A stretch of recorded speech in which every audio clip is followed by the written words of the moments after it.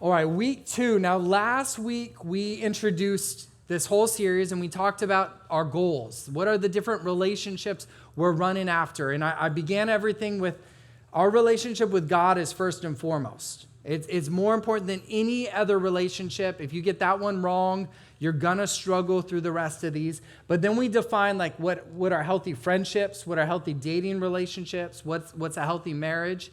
And we really spent a lot of time explaining how it's important to start with healthy friendships. Where we start blurring those lines and not having clarity, it messes a whole bunch of other things up and people get hurt. But I also talked about, and I don't think I said this enough last week. I'm going to emphasize it a lot this week and next week. But currently, when it comes to marriage in the world, divorce is really common. And even a lot of the marriages that we see that are sustaining, they're lasting, there are many marriages I could point to where people have been together 15, 20, 30 years, and they don't have a marriage I want. They don't talk to each other that much. They're just basically roommates. I don't want that either. And so if we want something radically different than what the world currently has to offer, we need to approach things radically different. And I think what the Bible offers and what it explains, as best as it does, because you guys know the Bible, there's no book in the Bible all about dating, but we can take little truths about who we're called to be and big truths about how God defined marriage and set it up. If we approach things well, it might look pretty different than the world's standard, but that's a good thing because we want a different outcome. We want healthy, strong, lifelong marriages that honor God, that expand his kingdom, and that refine us in the way that glorify his name. That's what we're really running after. And so it might look a bit different. There's a few things I'm going to suggest today and especially next week that I know people are going to be like, dude, we don't live in 1830s. You're not Amish. Like, what is this? We could do things differently. And yes, you can. But there's some things that might be considered old school that are good. And let's consider those things. So, last recap. Last week we talked a bit about singleness and singleness not being evil. It's not this like illness that we have to overcome. And marriage isn't the cure for singleness and all the other problems we have. But singleness can be a really effective, a really good time for you to work on and build up who you are so you're ready to enter into marriage, right? So I don't want singleness to be this like evil thing that, oh man, burdens all of us. See singleness as a gift for you to steward until the Lord's ready for you to get out of it. All right, I think that's it for recaps. Let's get into it. Tonight is all about how to get out of the friend zone. What does it look like? How do we start dating? How are we ready? How do we know what to look for in another person? And how do we start asking with those first few dates? How to get out of the friend zone? And I am going to be using a few sports analogies tonight. Forgive me if you're not a big sports fan, but the easiest way to break this down in my mind is there's the training, there's the tryout, and then there's making the team, which the team is just two people, guy and girl. Just to clarify, nothing crazy there. I'm not starting a new religion. All right, so the training is before you try out for a team, you got to get ready. You have to make sure that you're where you need to be, and that is where we're going to begin tonight, is training camp. How to get out of the friend zone, and number one there, how to become marriage material. Marriage material. Now again, there are a whole bunch of different cultures in America that I don't want anything to do with, and I don't want you to have anything to do with. Hookup culture is one of those. And there's this mentality of like, there are many people who they date because that's what you do. They date to date. And there's a lot of people who date not even just to date, but they date to hook up. And all of that is, I think, flawed. We want to become not dating material. We want to become marriage material. Remember, the long-term goal, the thing we're working towards, is a God-honoring marriage. And so how do we become as it says here, what Dan Dealing says so well, how do we be the person you are looking for is looking for? How do you become the person you are looking for is looking for? That's what we're concerned about. I know this person's pretty controversial right now, but there's a quote Candace Owens said a couple years ago when I was preparing this message. And she said, if you are complaining about men, this was her talking to other ladies, if you're complaining about men, are you becoming the type of woman men would want? I was thinking about, and the same would be for guys. Like if you're complaining about girls, and this is what happens when you're dating. Like this, I'm not sure which gender to take this from. Let's say I'm a dude, so I'll just say this. Man, all girls are terrible. They're all the good ones are all taken. The ones who aren't taken, it's just there's no one there for me. There's there's no good prospects. They're all, and you just fill in the blank, all the and stuff. And then girls, you do the same thing. It is really easy to gripe and complain about these things. And because I am a pastor of a young adult ministry, what I hear is the griping and complaining from both sides. It's the same thing on both sides. Guys tell me the same thing that girls say. And a big challenge is, are we becoming the men that are going to attract the women that we are looking for, and vice versa? Ladies, are you doing that? And remember, we don't want to just attract guys. We don't want to just attract girls. There's ways to do that in a worldly way that will give you worldly results. We want to attract Christian, God-fearing women. And guys or girls, vice versa, right? So how do we do that? How do we become marriage material? And the goal isn't to be perfect. Well, let me take that back. You don't have to be perfect. But it's not bad for that to be the goal, like that to be what you're aiming for. Look, you're not going to make it. Sorry to break it to you. I have not made it by far. Right now would be a time to throw in that corny joke. My wife reminds me of that all the time, but that would be messed up. But you're not going to make it to perfection. But the goal is to aim towards that direction and to progress and become more mature and more strong and more capable and more all the things that you need to be. So how do we do that? Well, we're going to break that down. And before we even get to that, I want to fill in this blank. It says, consider the role you will have in marriage. Now, a lot of people, when they're approaching dating, they don't think about marriage. That's an issue, because if you're just dating casually and you're not having that goal in mind, you're not working towards something.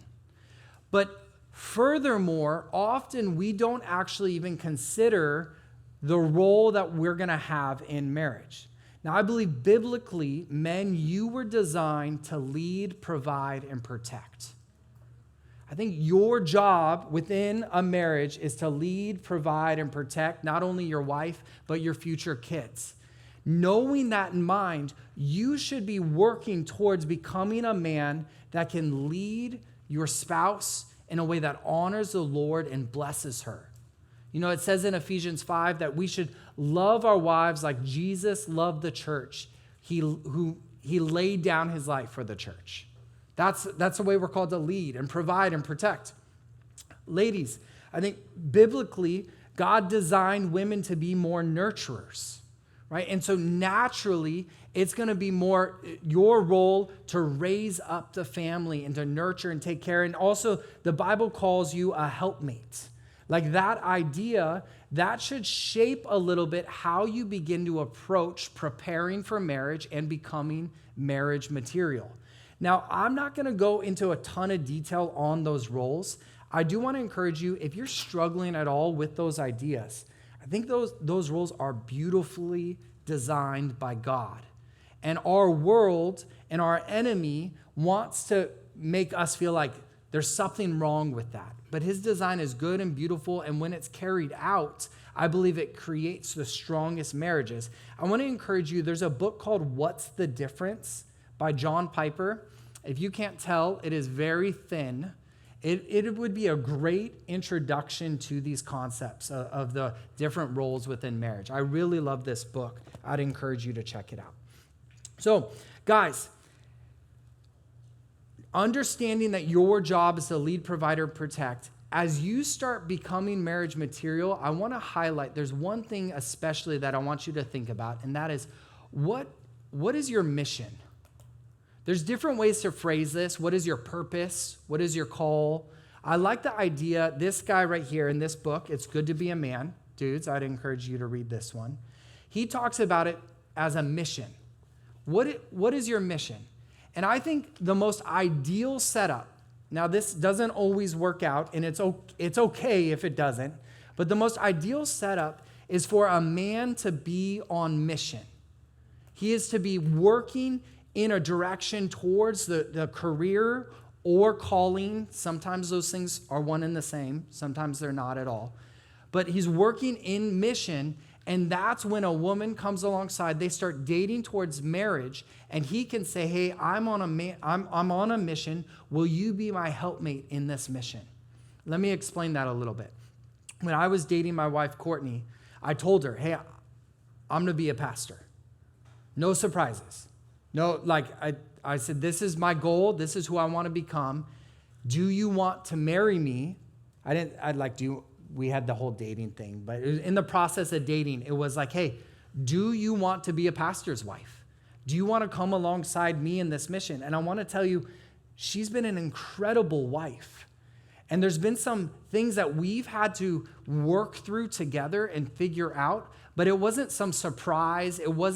There weren't any competing missions that we had to come against each other. We were in sync, working together towards a purpose. That is really helpful. How many of you had a long-term relationship in high school that did not work out? All right, I think a bunch of you are liars. I think there's more hands than that. Here's one of the struggles with high school, and it becomes especially true the second semester of your senior year. Dude is gonna go off to college over here, girl, different place, or dude starts pursuing this job and girl is pursuing this job. When you start dating in high school, you don't typically have any idea what you're gonna do with your life. And then you either can be one of the 1% of relationships that you could figure that out together, but more often than not, it doesn't work out because you're both trying to figure out missions and purpose and callings in tandem, and often those things don't align. They don't work parallel. So dudes, I just want to encourage you, that's a big part of this. Ladies, you're also you bring incredible value to a marriage and to our society, and it's more than just having babies, right? I do want to tell you that is an incredible gift that you bring. And dudes, we can't do that. Really. We can't.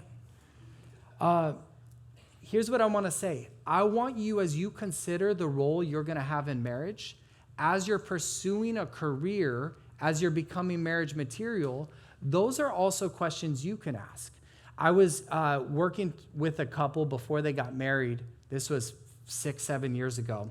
And the lady told me, the young woman, she's like, I want to have a bunch of kids. And I'm like, sweet, that's great. And then we're working through things. And she goes, and I also want to become a forensic crime scene investigator. I'm like, oh, what does that look like? And she's like, well, you just get calls whenever, middle of the night, and you just go out to these crime scenes. And you have to investigate and do all the forensics. And I'm like, that's cool. But how do those things work together?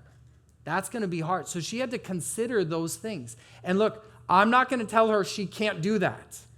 In fact, for some women, you really want to invest in that, and then you have kids, and then you go back to that. Or all I'm asking you is this: consider those roles. So we have a few nurses here. Nursing's a great career where you can start it, you can go to per diem, or you could pause, have kids, and go back to it. Or like my wife, she knows that she is right now investing in a certain way that when my kids are a little bit older and she's not homeschooling to the degree she is now, she'll be able to pick up some more of her gifts and talents in a different way. So she's not writing those off, but the desire of her heart is to raise our kids. And so she's investing that. So I've spent way too much time on that, but consider those things. Now let's figure out some of these questions. Are you marriage material? Let me ask you, what's your relationship with God like? Now, this is a big question. If you are not a Christian, I'm going to counsel everybody else not to date you. That's going to be a red flag. That's going to be one of those like, sorry, it just doesn't work out. It's important that you know the Lord and you love the Lord. And so ask yourself, are you a Christian? What's your walk with the Lord like right now? How regularly are you attending church? You know, I do have people that come to me. I had this young lady come to me, this was 4 or 5 years ago, and she said, hey, I kind of want to date this guy. What do you think? And I told her, I don't think he's a Christian. And he had just started coming to Foothills like 3 months before. And so I said, you have to wait. I mean, you don't have to. You can do what you want. Pastoral counsel, I wouldn't date him. Like, I just don't know. He's not consistent enough. He kept coming to church. She was patient. He gave his life to the Lord, got baptized. They're married now, just had their first kid. But she recognized, I like him. But she told him, we can't do like started relationship until I know you're serious with God. It is really important. Questions for you. Is God your number one priority? And if not, what is? That's a real question. That's a good question to ask. Are you currently in a battle with sin? These all work under this, what's your relationship like with God? And if you're right now struggling through an addiction, then one part of you becoming marriage material is overcoming that addiction, making sure that you are in a place of freedom. So are you marriage material? It's important that you have a strong relationship with the Lord. Second question, do you have healing from past hurts? That could be past breakups. That could be family challenges and struggles. That could be different traumas or, difficult things that you've had to live through or work through. Now, this isn't something we often consider, but if you don't have healing from past traumas, you're going to bring that into your relationship. And you're not going to be able to provide, like if you're not walking in freedom and you're being held down by certain things, like that's going to hinder how you give love and how you receive love. It's really important. The Lord wants you to know freedom from past hurts and past relationships. So becoming marriage material means working through those things. I do want to say, Bill Wilson, he's a pastor in New York. He has a 6-month rule. He argues that whenever there's a significant life change, that you should wait 6 months before dating. So if you move to a brand new church, or if you break up with someone after dating them for a good amount of time, or someone real close to you maybe passes away, if there's some significant thing. Now, I'm not sure. I think it probably depends the situation before I say 6-month hard and fast rule. But there's some wisdom behind that idea of if you're working through something, it's okay to work through something and be there. So do you have freedom? Next question, where are you at your career and in your finances? Hey, this is going to be helpful because if you are really in debt, or if you're working through a career or you're trying to figure out your career, those things are going to dictate where you live, what that looks like. I was talking to someone earlier today and they're like, well, I might move to Tennessee, or I might move to Orange County, or I might stay here. Well, that would be a great thing to figure out before you start dating someone here, or you're going to have to be real clear, hey, it wasn't you. Okay, yeah, not you. We were talking about Tennessee, but he's not moving. He's stuck here. Yeah, I got it. Also, and again, finances, some of these things here's my disclaimer. Some of you out there, you're like, well, I'm in a lot of debt. Does that mean I have to not date until I pay it off? I'm not saying that. But if you can stay out of debt, do everything you can to do that. And if you do have a good amount of debt, I would argue becoming marriage material is you have a plan, you're working towards a plan to pay it off. Like as you start dating, I don't want you, if you just show up and you're like, hey, I have $50K and I'm really hoping you can help me with that. You know, that's not maybe the best pickup line I've ever heard. All right, do you have counselors and mentors? Hey, about 5 of you guys text me looking for mentors after Matt Graham's message, and I have a couple leads, but I haven't forgotten you. I'm working on that. But you guys, we need people in our life to hold us accountable, to call out our blind spots, to push us to grow. And I want to encourage you, becoming marriage material, a big part of that is having people speak into your life and helping you grow, challenging you on different things. I've sat with mentors and I'm just talking to them about life and they call me out on some small thing I say that in ways that have really blessed me because there were small lies I was believing or small things that I wasn't like giving fully to the Lord. It's good to have people speaking into your life. All right, how's your health and hygiene? That's the next line right there. This one's always a bit spicy. I want to tell you, again, I've been working in the young adult ministry for a long time, pastor here since 2019. I've heard both guys and girls, when I bring up someone, just say like, I don't like question health and hygiene on both sides. And this is one of those things that as you become marriage material, like for some of you, it's like you could take less showers a day. You don't need to take 3 or 4 a day. Calm down. Some of you, like just picking this up a little bit would go a long ways. And I know when it comes to weight, like that is a complicated topic. And I know weight is something that different people, like how your relationship with that is different for different people. And it's more complicated, I think, nowadays than it's ever been. And I want to encourage you that if there's something you could work towards, like if there's things that you can take, steps you can take, that often means as much to the other gender as, like, let's say that you were a little bit overweight, but you are active or you are pursuing something or you're not, like you're seen as, I'm not here because I'm lazy. That is going to go a long way.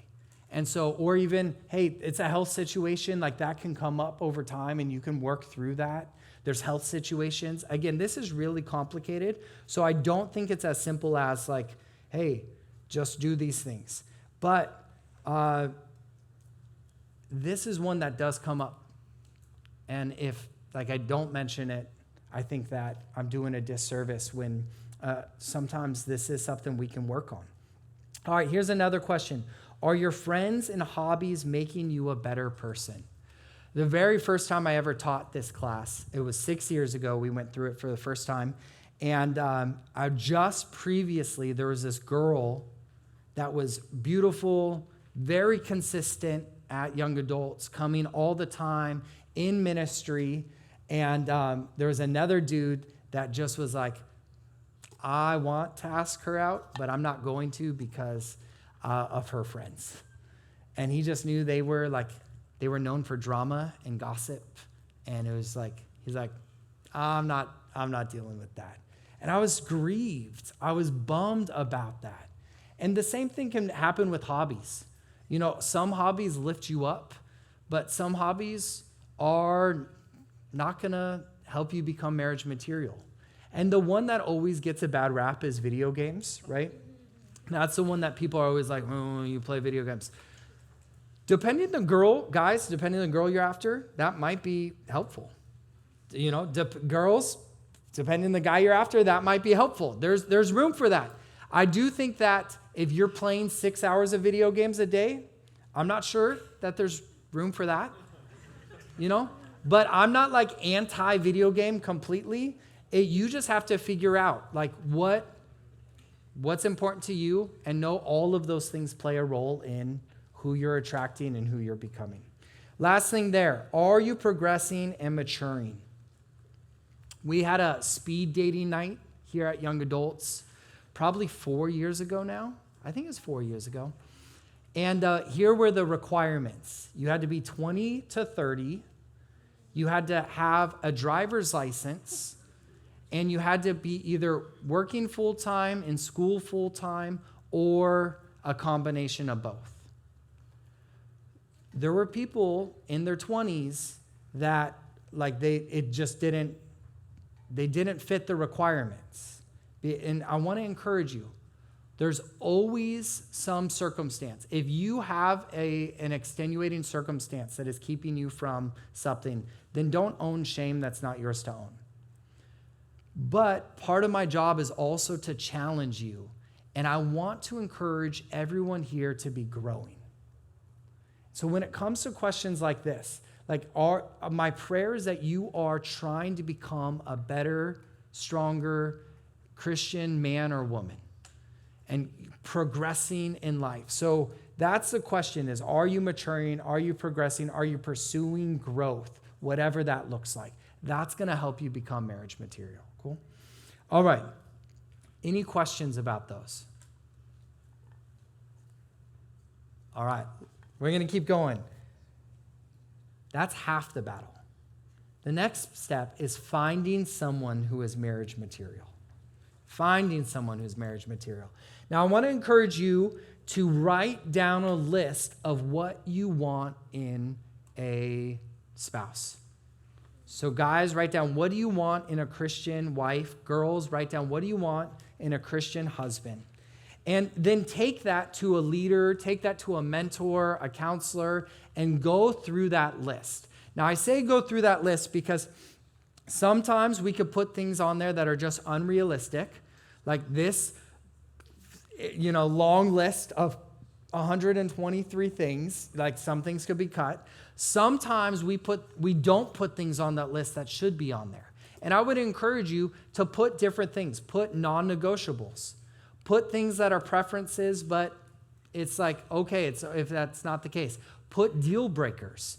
On deal breaker, if they don't love Jesus, deal breaker, don't date them. Don't do it. You'll be unequally yoked, all right? But now, with that list in mind, here's some questions that I want to encourage you to ask. Does this person fear God? Fear God. Now, here's what I mean by that.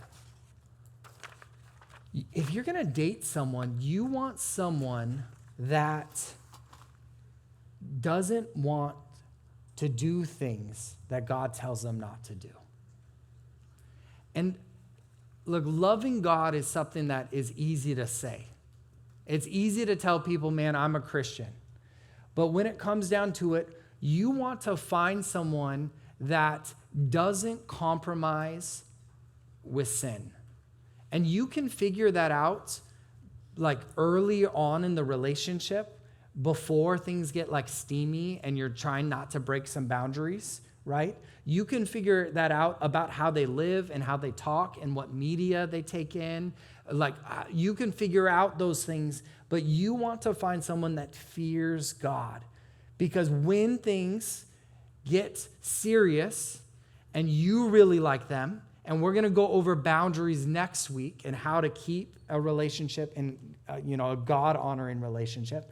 But when you are tempted to compromise, you want to be dating someone that fears God, and that's going to do it right. Here's some other questions. How do they handle their money? Is this person a hard worker? Do they live an upright life? Are they honest? What is their reputation and why? This is an interesting one because that sounds a little bit gossipy. When I wrote it, I felt a little bad. What's their reputation? Do they have a bad reputation? But really, within community, here's my prayer. My prayer is that you, within this community, that you've been here long enough and you've participated in events and you've served at VBS and different things, all these things, where if some girl came up to me and asked about one of you dudes, I could say, oh, dude, I love that guy. I don't know where. Adam, can I call you out? I mean, it'd be really weird if you said no right now, but so Adam and Molly are dating, and it's cute. And Molly calls me before they are dating and says, hey, give me the down low on this Adam dude. I think he's cute. Kind of want to date him. Should I? And it was great because Adam has a great reputation. I was able to brag about Adam. And she goes, wait, there's nothing? Because I didn't have any concerns. Now, sometimes I do have concerns. And girls, if you call me and I have concerns, I'm going to be honest. And guys, if you call me, I'm going to be honest. But I didn't, and it was really cool because Adam has a good reputation.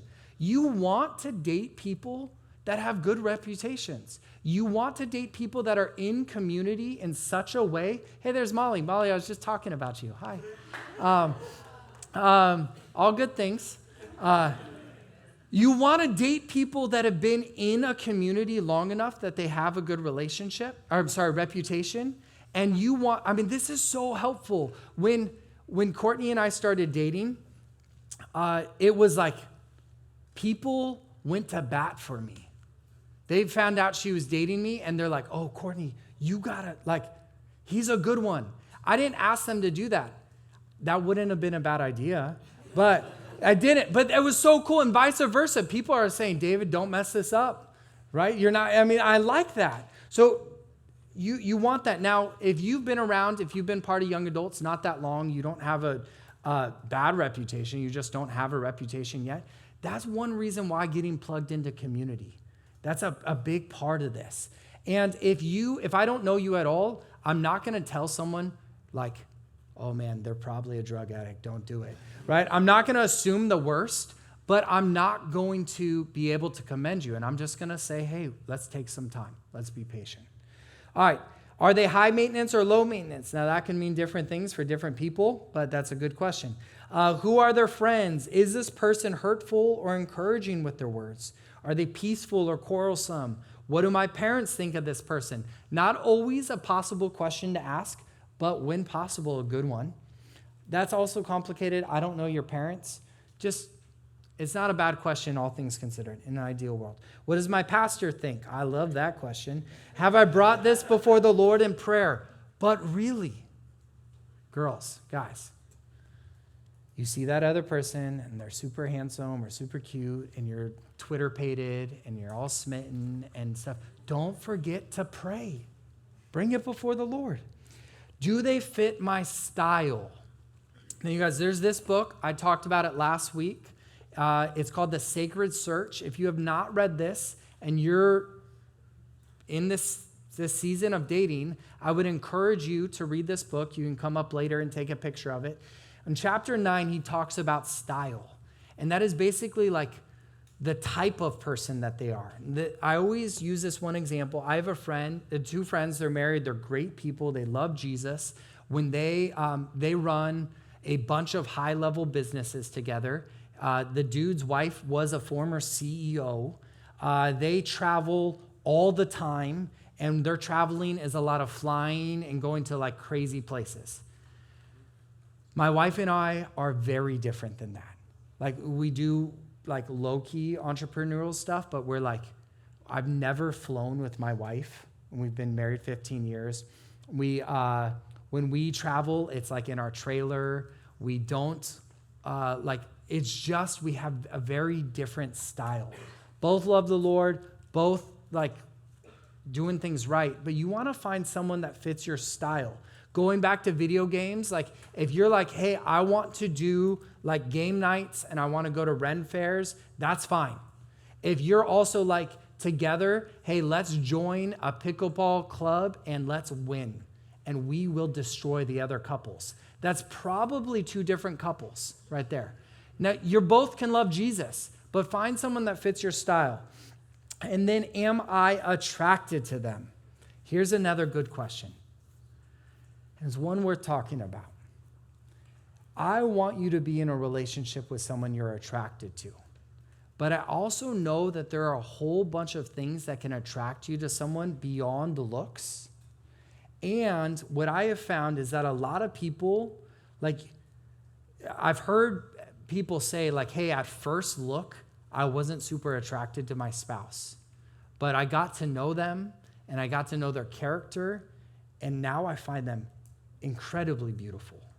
And I want to encourage you, if you have that list and someone checks off a ton of things on your list, but at first you're like, I don't know that I'm physically attracted, go on a date. See if that comes. I don't want you to be like, I'm going to get married to someone I just don't find attractive. Don't do that. But don't count it out if you don't find them like crazy attractive physically at first. Go on a couple dates and see if it's worth it. Cool? All right. So here's where we're at. Your marriage material. You have found someone who's marriage material. How do you take the next steps? I want to encourage you to get to know someone in community. Now, here's what that looks like. You show up at young adults, you see them.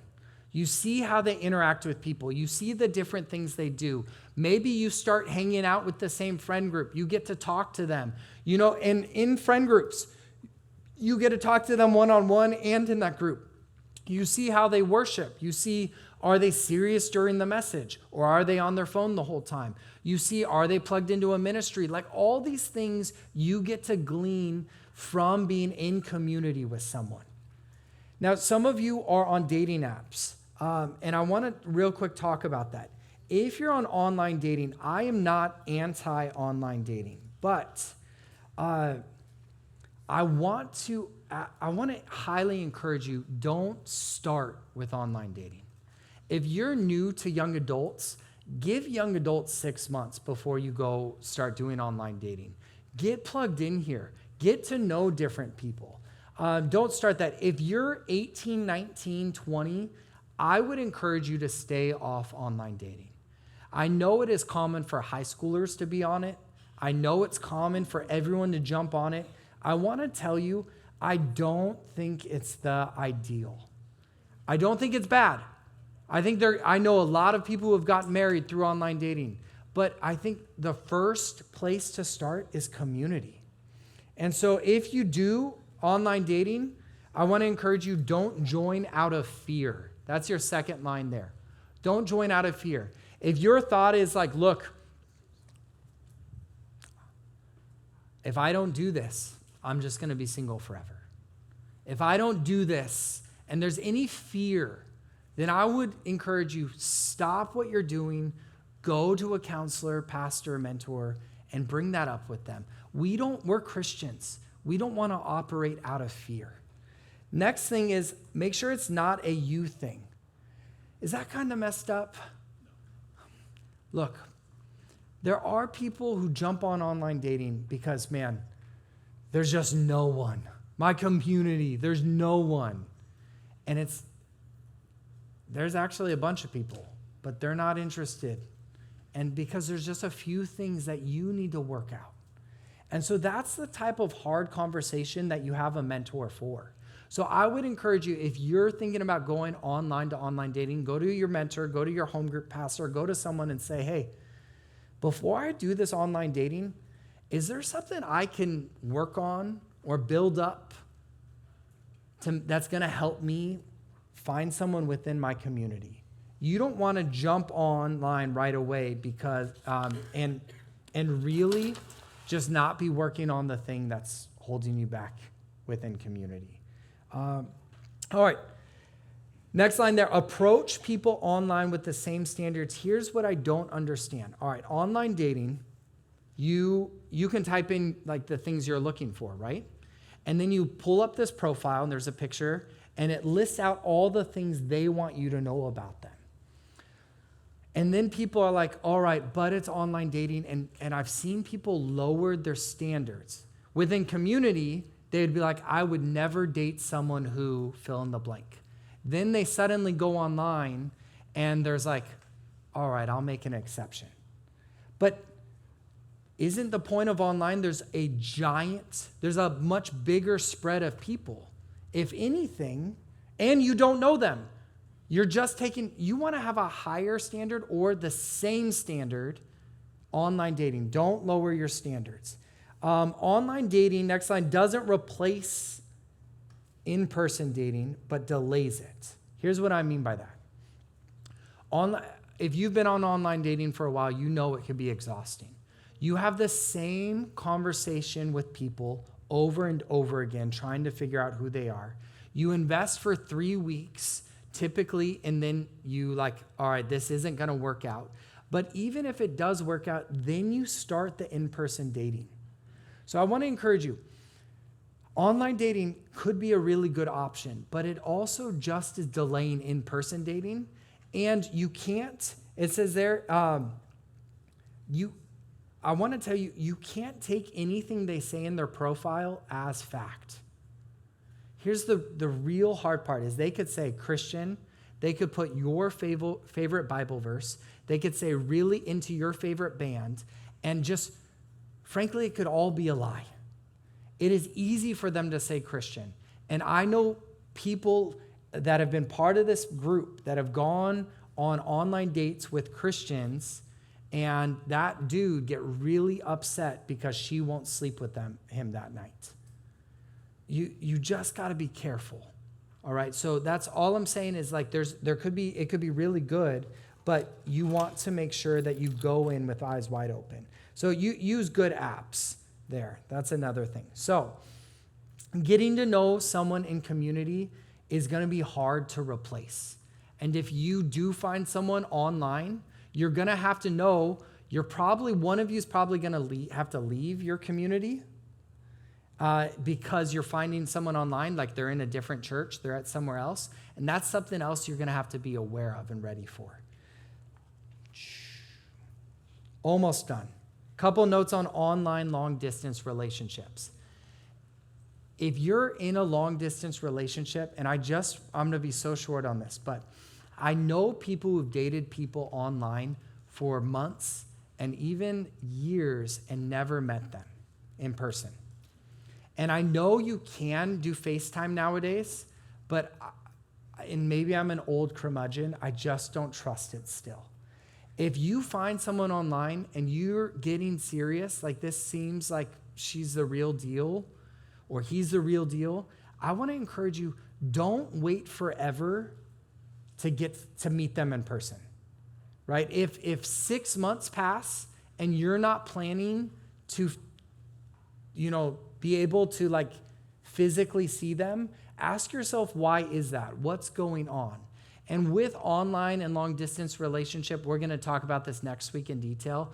Be on guard for emotional boundaries being crossed. You're probably going to do pretty good physical boundaries. But the emotional boundaries, that's where you try to make up for intimacy and closeness by being too open emotionally. And that's not healthy either. So you got to be on guard to some of those things. All right, let's get to the last part and the fun part. You're marriage material. They're marriage material. You've got to know each other at groups. Now, how do you break through? How do you go on these dates? What does that look like? Now, remember, in the beginning of the series last week, I defined there's dating and then there's official boyfriend and girlfriend. What I'm going to describe right now is dating. This is what it looks like. Me, marriage material, finds girl, marriage material, got to know them in group. I go up to them and I say, hey, I've gotten to know you a bit in this group. I'd really love to take you out on a date. Just get coffee and just see if, maybe we could pursue a relationship. Simple.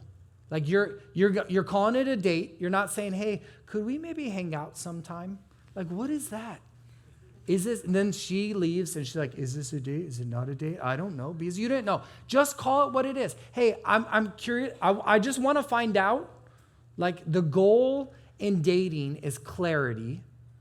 Are we compatible and fit for marriage? The goal for marriage is intimacy, coming together closely so you can accomplish the purposes God has for you as a married couple. So the goal in dating, and this is the first step. So you use clear words, call it what it is. You say, I'd like to go on a date. Now, here's what I want to encourage for this part. Drive separately. And this is especially true for online dating. If you're dating someone online and you've never met them, do not get in a car with them. That's just bad news bears, all right? Don't do it. But even here in this community, if you're going on one of those first dates, drive separately to Coffee Meister or to wherever you're going. Here's why. One, if it goes real awkward, you don't that's just weird. You're going to call an Uber? You got a way out. You drove separate, right? It also, let's see the opposite happens. It's the most amazing first date in the history of the world. Well, then you don't want to be caught. We're going to get into this next week. One-on-one in your car alone without any boundaries or anything like that. That's not healthy either, right? So we're driving separate. You're going on a date. You're going to a public place. Remember, you're just checking things out. You're going to do something that allows you to get to know each other. So guys, don't say, hey, can we go to a movie for our first date? That doesn't make any sense. You're either going to be talking in a movie and I'll get mad at you, or you're not going to get to know them. Do something where you could get to know each other, all right? And it could be good to do something like go bowling. Here's why I say bowling. You're doing something. There's something actually physically happening as you're talking and getting to know someone. Go do something together, all right? I want to tell you, I'm going to come back to this. Don't make it a big deal in a second. Make it a couple hours long, not crazy. Lunch is great for this. In fact, first dates, lunch, I think is ideal. Especially, this might be awkward, this might be great. You could go and say, hey, let's meet at 5 before young adults. Then we'll go to 7 o'clock young adults. We'll be set to go. It's just a short date. You're not making it a big deal. You're pursuing clarity, getting to know each other. And then if things don't go great, you have a deadline. You have something up again. Oh man, I'm sorry, it's been real. But you're good to go. You've created an out. That's healthy. That's good boundaries. Now here's what I want to encourage you. The whole point of this is to figure out within 2 to 4 dates. That's my goal. Should we date? Should we make it official? Should we become boyfriend, girlfriend? Hear me out. You've been on dates, potentially. I've been on a date. I remember this one date I went on. We went to an open mic night. Not a great date because you can't talk during the performances. They frown upon that. But she was faithful at church, loved Jesus, really beautiful. We go on this date. I think it went all right. The next day, I find out she went on another date with another dude. And I just thought at least, there's some weird, and then there was something else came up. And all I'm saying is it was real easy for me to just say, hey, I don't think this is going to work out. And it was fine. It was no big deal. Was it a little awkward? Of course it's a little awkward. Just get over the little awkward. Just work through that. It's not a big deal. But I want you within 2 or 4 dates to be able to say, hey, look, I became marriage material. You became marriage material. It's not going to work and it's no big deal. And look, in this room, all the singles, you're not compatible and it's going to work out with everybody. It's just not. So you could give it a try. And if it doesn't work out, you guys could still be cool. It could still be no big deal. But if it is becoming something, if 2 to 4 dates go by and you think, I think she's I want to pursue this. I'm interested. And she thinks the same. That's when you say, hey, let's put a name on it. Let's be boyfriend and girlfriend. And let's write up some boundaries that Pastor David's going to give us next week at DTR. And let's pursue figuring out if we're compatible. That's what it looks like. 2 to 4 dates, not a big deal. And this is the tryout, right? To see if you made the team, if you guys are going to go the whole way. Cool? What questions do you have? Dustin. So what if you're in a relationship with someone who's going really, really well, but after a few months, you start to notice that they're slowly starting to drift away from you. And All right. This is how that works. You just say, hey, I feel like you're drifting away. What's going on? And you just talk to them about it. Now, some of you hate confrontation like that. Like right now, the thought of you doing that inside, you're like, can I throw up? Don't throw up. But I mean, that is part of it. Look, for a few of you in this room, you're going to date someone, and the first person you date, it's going to be like just a Disney movie. You're going to get married, and you're going to make everyone else frustrated. For a good amount of you, you're going to date someone, and it's not going to work out. And depending on what that looks like, it might be difficult. And that's part of this. The goal, though, is because you're approaching it in a way that you're seeking the Lord, the goal is at the end of that relationship that you have not compromised in a way that you shouldn't, that's going to jeopardize or hinder your ministry or your reputation or God's reputation. But also, you should be a better man or woman because of how you've pursued becoming marriage material and how you've pursued that relationship. And so it might not work, but you want to approach it in a way that honors the Lord. You're not sleeping around. You're not crossing a bunch of boundaries. You're not doing a lot of things the world does. You're pursuing it differently. So if it doesn't work out, the breakup's a little bit different too, and it still might hurt. You know, I broke up the longest relationship I was in other than this one, which my goal is another quite a few years, but like 45, 50, I think. But I dated this girl for 14 months. We did things physically. We were pretty God-honoring in that relationship. It still hurt. It still was not a fun breakup. But the Lord taught me so much through it. I'm really grateful for that. So, one more question? Yes? What if it's a military relationship?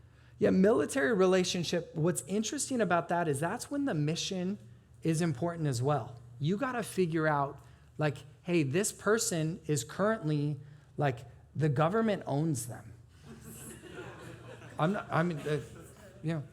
And so that's part of the conversation. Here's the thing with military, and ladies, this is especially on you. Not on you, but something you to be aware of. San Diego is a big military population. These dudes typically don't, when you're in the military and you have married and have a big family, you're not making, you're not getting crazy rich. Single dudes in the military usually have some extra cash. That's just the reality of it. And there's this thing about getting married before deployment and getting married quick. It happens a lot. Yes. A lot. Not calling, it is very common. Military, you just got to be slow. Got to take things slow. And because the dude, you don't know, I'm assuming dude, because most military is dude, but you don't know where they're going to be in 4 or 5 years. Are they going career or are they not? Are you cool with that? And if you're cool, that's the military, it's an honorable position. I'm very, very grateful for the dudes who are serving and the women who are serving. By the way, it is Veterans Day, so I think we have 2 vets or 2 active duty right here. Any other active duty in here? Just these 2 guys? So Dallin, Luke, thank you guys. I'm really grateful, legitimately, for the military. But if you are in a military relationship, you're signing up for that lifestyle, at least until they term out. And so you just got to work through things, ask questions. When in doubt, slow it down. Can I have the worship team up? Last question. Last question about dating. So here's what we're going to do next week. You've gone on 2 to 4 dates. You've put a name on it. You realized, hey, this is going to work out. Or we're going to pursue this. So we're boyfriend, girlfriend. Now what? I want to talk about boundaries. I want to talk about timelines. How long is it okay to date someone? Should I date them for 6 months and then get married? Should I date them for 6 years and get married? What does that look like? And when do I do pre-marriage counseling? We're going to talk about that. Last thing, how to break up with someone. We're going to talk about that next week. How to break up best way possible. There's no good ways, but I think that's it. Will you guys stand up?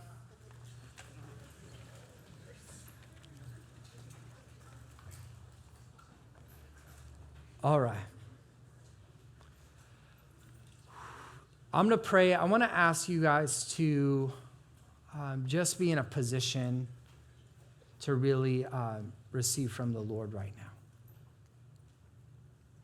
Lord, as we have talked about working on ourselves, I pray right now that you would reveal to every person in here. And the truth is, God, I want you to speak to those who are married and in real committed relationships as well. God, what are the things that we can work on? Father, I pray you would show us the areas of our life that we can grow in. And we want to be men and women that honor you, that represent you well. You say that we are the light of the world, and let the light so shine in us that it will glorify your name. Help us to do that. What can we work on?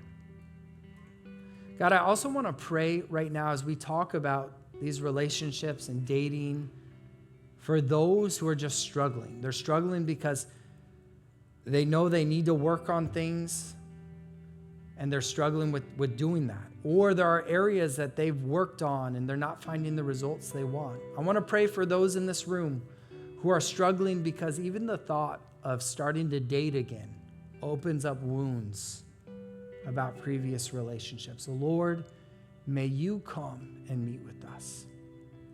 I pray for healing.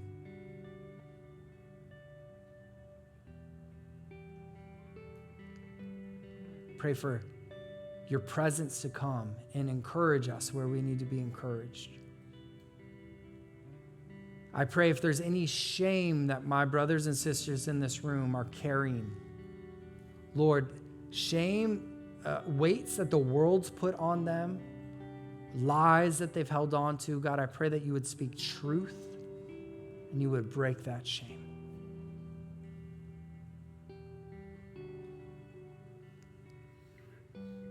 Thank you, Jesus.